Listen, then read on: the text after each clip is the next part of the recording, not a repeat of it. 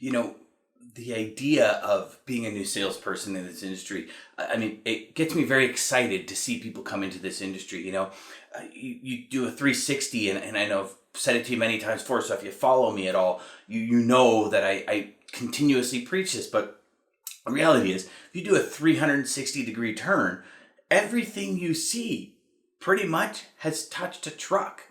If you're in a really city, like an urban area, or if you're in the suburbs, wherever you are, I mean, barring pretty much, those, 900-year-old trees up in BC and out in the mountains, everything's touched a truck.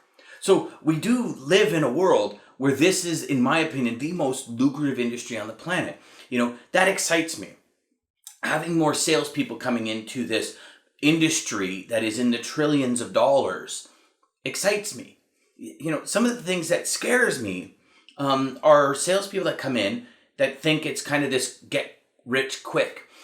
Companies that sell. People here make $1 million a year. Yes, do people make $1 million, $2 million in this industry? For sure they do. Salespeople, but they're very select, few and far between. Is it possible to make $300,000, $400,000 in this industry? Absolutely, but again, select. Little bit more, but still few and far between. The majority of salespeople in the industry are in that, $5,000 to $10,000 a week area. We're generating revenues at the end of the year of, $600,000-$700,000. Now, depending on what your company gives you at a 30%, 40%, 80% split, will be depending on what you bring home. But a lot of the times, and I've seen it over and over and over and over again, where companies sell this ability to get rich and travel and do everything. I've been blessed to work for some companies where, yes, they pay 70% of the travel. So I got to see pretty much all of North America at a fraction of the cost while I was going to meetings. I was blessed to do that. So depending on what your company has and the way it's set up could really be depending on, where you get to go, what you get to see, and how you get to experience this world of transportation and logistics. Now, I can tell you that it took me almost a decade and a half to 2 decades to really figure out what it is that I wish I knew at the beginning. And some of that equates to goals. Some of that equates to the structure of your day, how to schedule your day, how to really develop that. I'm going to call it a sales script. And for some of you watching, you might not like the word script, but the reality is saying the same thing over and over and over and getting really good at it, like to let it flow and to come out of you as if it's natural. They have often said, and I've read a ton of sales books, and a lot of them say, it's that repetition, and repetition is the first law of learning. And it's true. Repeating something over and over and over and becoming very proficient at it is the first law of really learning, scaling, and moving your business, right?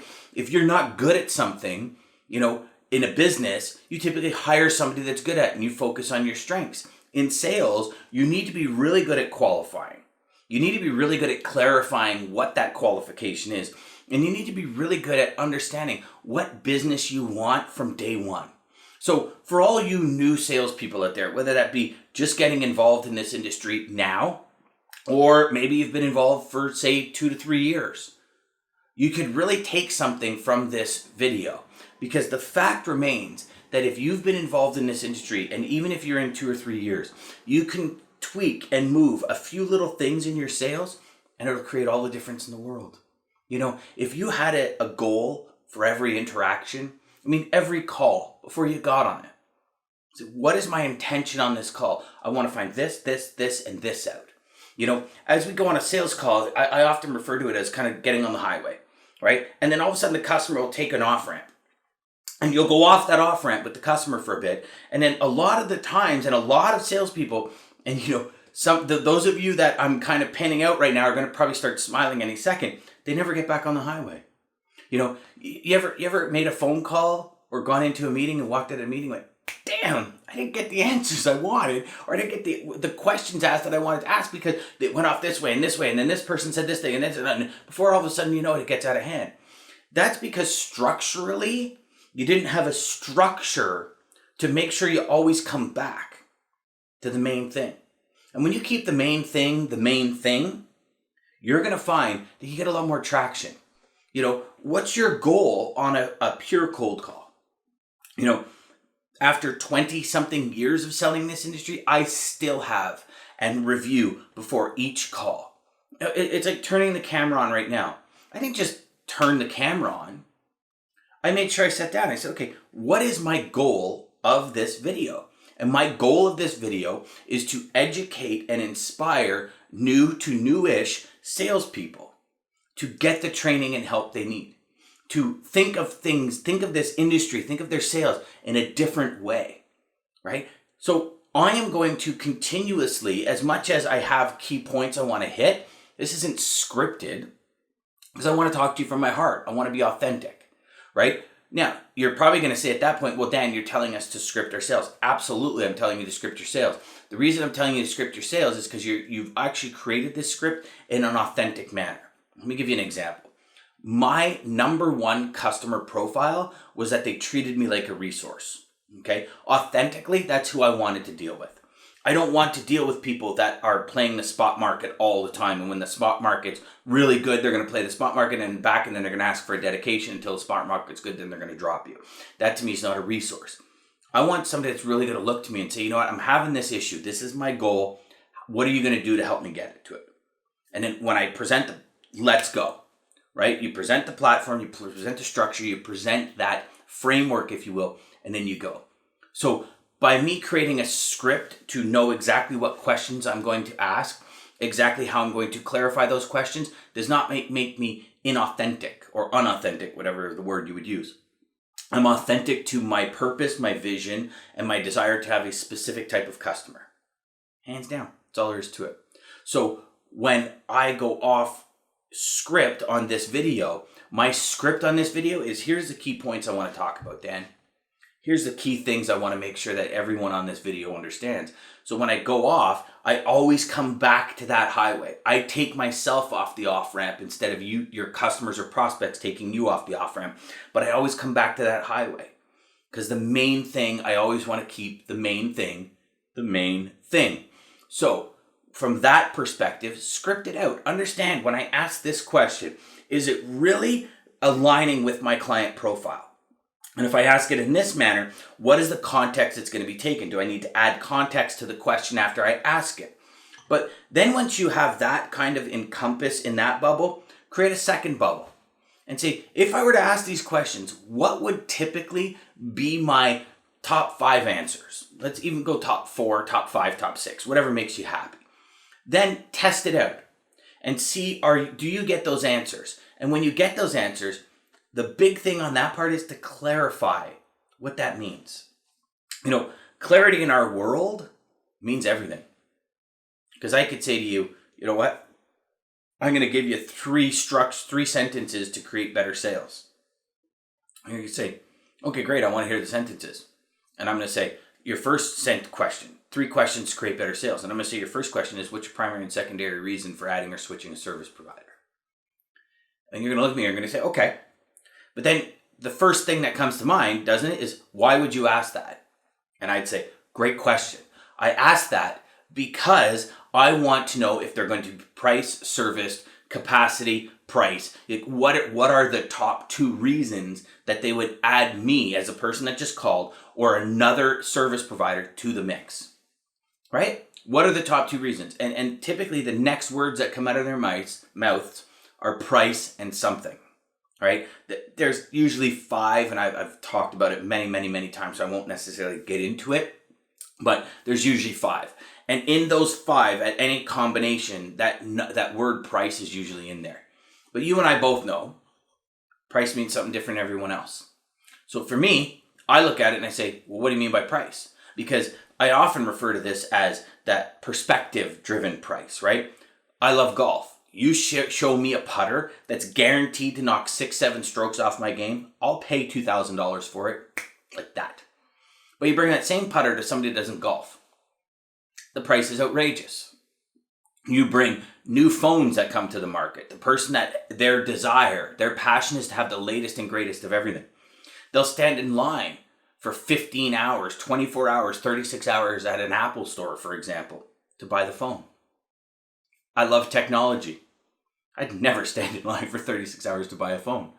If the phone does what I need it to do, I don't necessarily need the latest and greatest to make me feel good or to do anything for me from an intrinsic value. A phone for me is an extrinsic value. It's something that I have in my hand that allows me to communicate and do what I need to do, work, whatever on a daily basis. To me, I wouldn't stand in line and use my valuable time, which I will never get back, to have something. But there's so many people out there that would. Are they wrong for it? No, they're not. That's their perspective of what, and their goal and their desire, their ambition, not mine. So your clients have their own desire, their own goals, their own ambition, their own mandates that they need to do. You need to identify what those mandates are. In the post, either if you're watching this on YouTube or on my blog, if you're watching on my blog, read the post below. It gives you a lot of great insights. If you're watching this on YouTube, just go to the link below. There's a link in the description below and read it. Because I'm giving you a lot of valuable tools that's really going to help you really set that framework for your sales. So I hope this video served you. Typically I'm high energy and I'm kind of rah in these videos, but this is a very deep, passionate subject of mine. And I wanted to make sure I was very articulate to some of the things that we need to do and some of the challenges. The best thing I could tell you for any of this is get a coach. Get a sales coach. Get my program.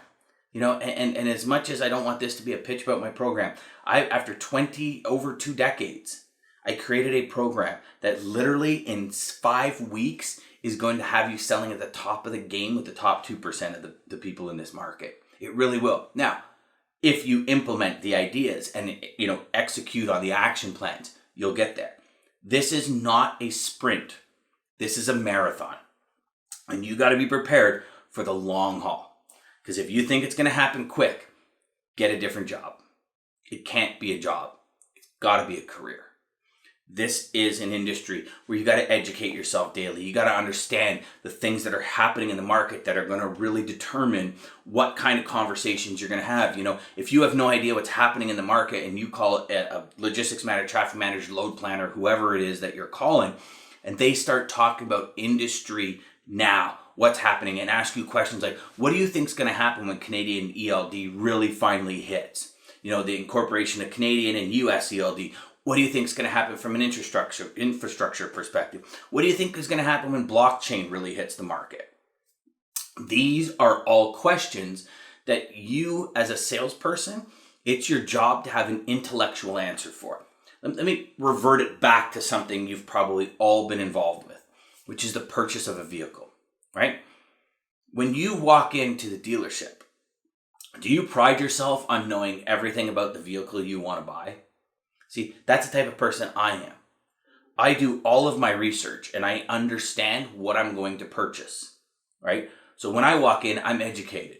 If that salesperson is uneducated, I probably will not buy a car from them because I want to deal with people that are educated, that are pros. Dealing with pros is what every customer wants these days. Sorry, I apologize. Not accurate. Majority of customers want these days. The customers that don't want to deal with pros are the customers that focus their business solely on price. And if all you have is a price to get that order from the customer, sure, it will work and you will get business. But they don't care if you're a pro or not. So in essence, by you clarifying what it is and why the customer buys, if you're trying to sell yourself as a pro and the services and values and what you bring to the table, the credibility, the image, the brand you bring to the table as a pro, and they don't give 2 craps about working with a pro, you're never gonna communicate on the same level. So just take that into consideration, my friend. I hope this video served you. I hope that you got something out of it, even if it's just kind of that critical thought that just popped in your head. Until the next time, my friend, remember, go out there and make every phone call an education moment and crush your sales.